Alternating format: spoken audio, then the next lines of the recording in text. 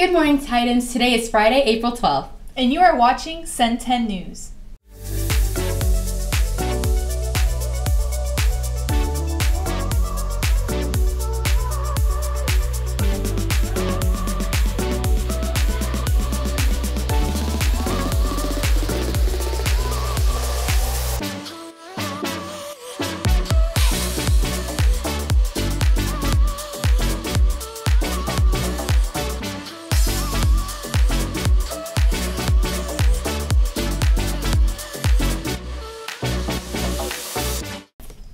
Hey, I was driving by Main Street and saw the Ferris wheel. Do you know what that's all about? Yeah, I went last weekend. It was really fun. Here's Reggie giving us the inside scoop of Frisco's Fresh Market Fair. 2 weeks ago, the inaugural Frisco Fair came to town. Featuring fun rides, games, and food, we take a look at the Frisco Festival to see what it's all about, as well as what it means to the Frisco community. My favorite part of Frisco Fest is all the rides. My favorite part of Frisco Fest is the food. I think the Frisco Fair is a really great opportunity for the community to come together.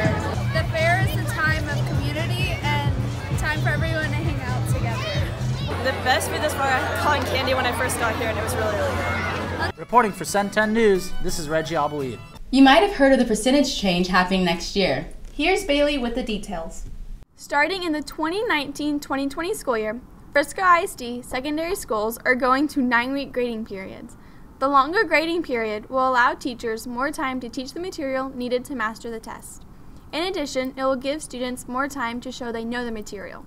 It will also increase eligibility periods. Frisco ISD will be getting rid of daily grades. Major grades are going to be 60% of your grade, and minor grades are 40% of your grade. There will be a minimum of 2 major and 6 minor grades in each marking period. I'm Bailey Coyle for Cen10 News. April is Autism Awareness Month. Here's Moses and Lath with more information. April is Autism Awareness Month. We spoke to Ms. Porman and Mr. Wells for more information about autism. April is Autism Awareness Month, and basically autism is a spectrum disorder, ASD for short. It's a developmental disorder. It's the way the brain forms and functions. It affects all different parts of life, so it can affect speech, sensory, the way the brain learns, mobility. It's usually actually coupled with another disability. There's a saying that says if you know one person with autism, you know one person with autism, because everybody is so different. That's why it's called a spectrum disorder. So you get the educational piece, which leads to a level of acceptance. If you understand something, you accept it. And the ultimate goal is to create an inclusive community for people who have ASD. I have a son with Asperger's syndrome. We can deal with behaviors if necessary, and like mom and dad. But here in school, we have lots of laws and regulations so that really guide the way that we deal with things. Just kind of open yourself out there, put yourself out there. Don't be afraid. There's lots of people that are different for lots of different reasons. Just because someone looks different or acts different, that doesn't mean that they're that much different. It sometimes just means they process the world a little bit different. And if you take some time, get to know an individual, you might find out that you've got a lot more in common than you think. Whenever you've got a student that doesn't speak, or they have to use a device to help them speak, it takes a whole nother level of understanding and taking a lot of time to get to know what they want, what they need, how we can help them out, how we can educate them, how to find out so they can speak to us and we can find out who they are and what they know. If you want more information and to learn more about autism, you can go to autismspeaks.org.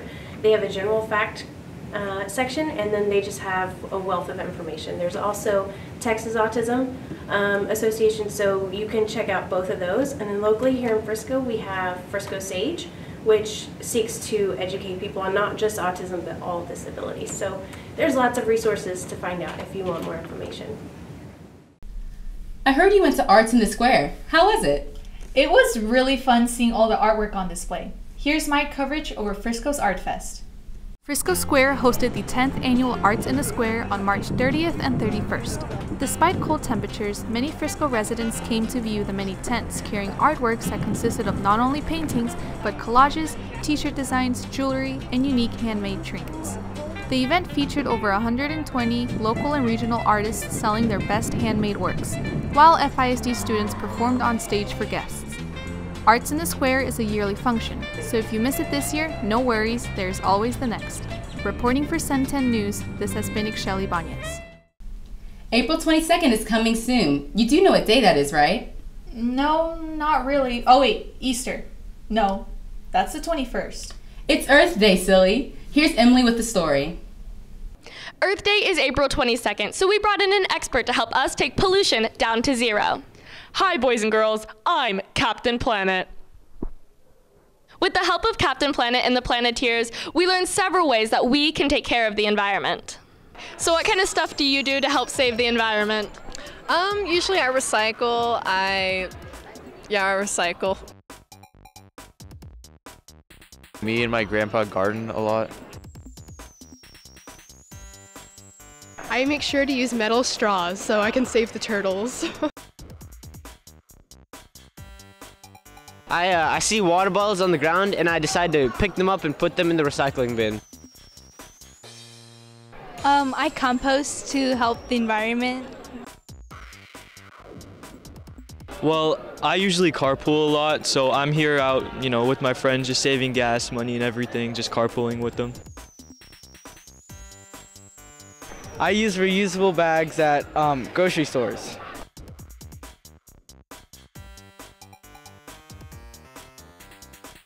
Remember, the power is yours. Did you know that one of our very own CHS students won Miss Prosper's Outstanding Teen? Really? I didn't even know that. Here's Bailey with the story.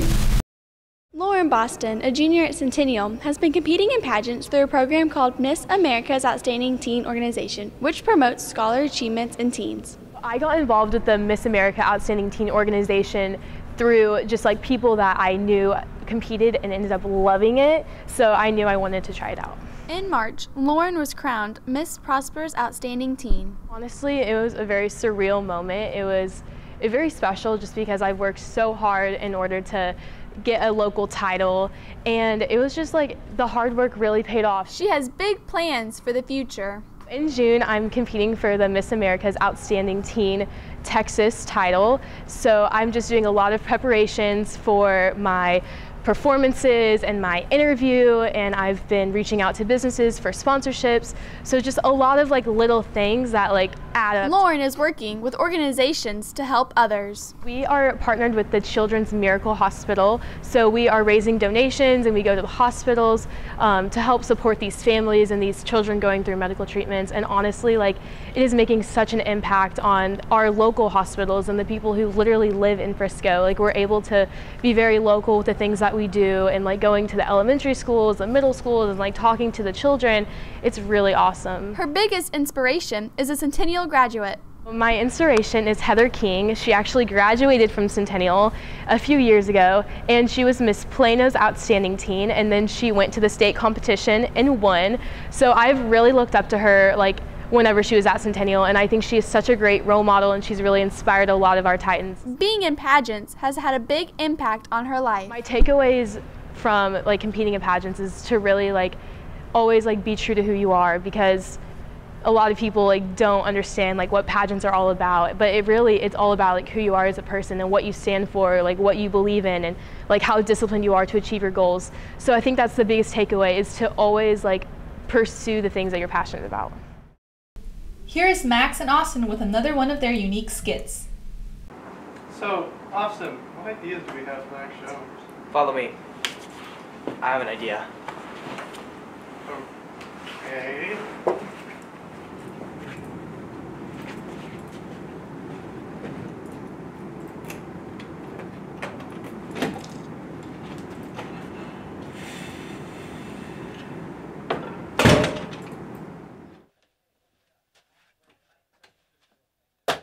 Created a theory to help us make more ideas for the future. As you can see, we're running out of ideas. What? Calm down, calm down. I just have to think. Just have to think.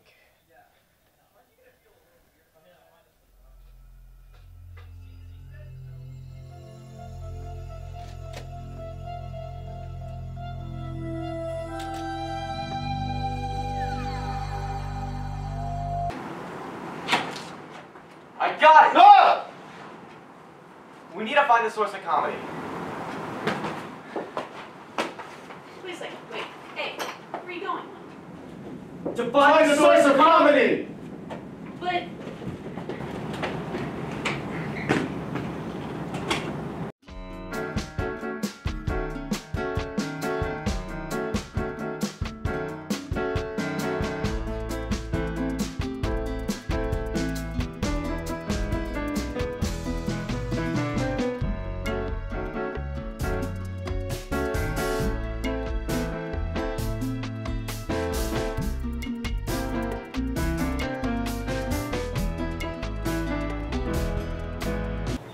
Hey, mister, can you help us find the source of comedy? Clifton!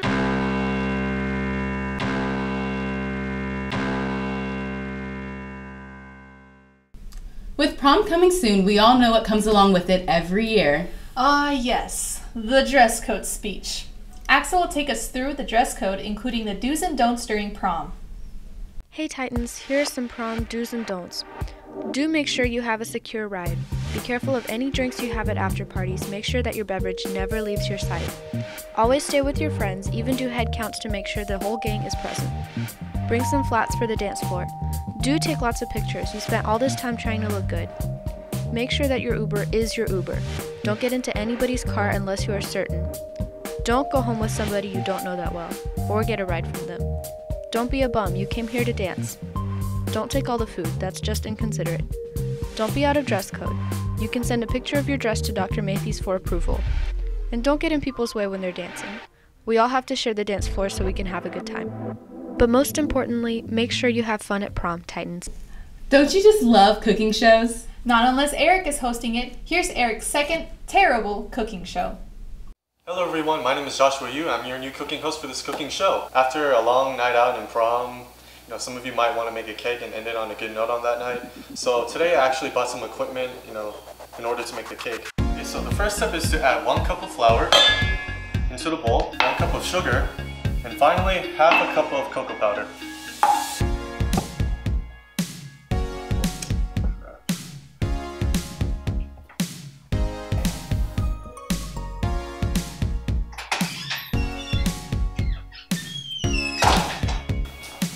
What's up guys? Since my partner Josh is no longer here, I will be substituting. So I got the baking soda right here. And then 1 teaspoon of baking powder. Who needs a teaspoon to be honest? But the most important thing we need is eggs. So, here. Alright, right here. It's enough, right?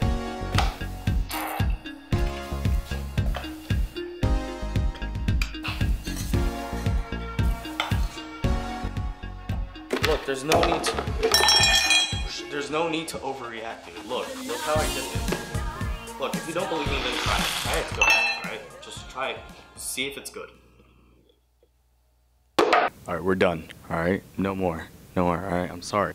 For Cen10 News, this is Eric. Let's see our sports update with Helmet Head. It's now time for your sports update, Titans. Varsity Winter Guard got first at championships on March 30th. Varsity Baseball won 7-6 against Independence on Monday, and Varsity Softball won 9-4 against Reedy on Friday. That's all for this week. Well, that's it for this episode of Cen10 News. Be sure to follow us on cen10news.com, and don't forget to follow us on Twitter. Have a great weekend, Titans.